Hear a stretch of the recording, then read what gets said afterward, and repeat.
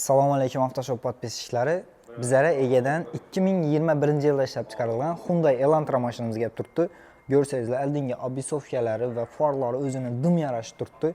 Nima desam bo'ladi? Bir K8 ni o'xshab turibdi-da mashina, chisti o'zi.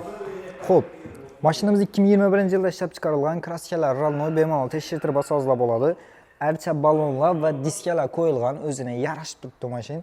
Mehr berilganligi aniq. Nima desa 4 eshikli shumka, tonirovka ruxsatnomasi bor. Tonirovkani o'zi kurgoy bo'lgani uchun ustlari qoraytirilgan, dim bir-biridan qo'shib turibdi. Mashinaning balandligini nima desam bo'ladi? Gentradan ham past, chisti sportivniy mashina. Yana baku arzon pul bilan chiqarib beramiz. Kredita. Ichki holatini o'tadan bo'lsak, ichki holati отдельный tema. Habiblar bilan. Xo'p.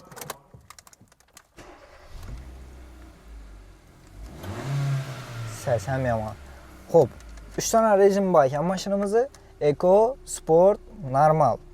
Va undan tashqari no rejim kerak bo'ladigan bo'lsa, sizda hammasi bor. Mashinamiz fulli, faqatgina lyuk yo'q mashinamizda.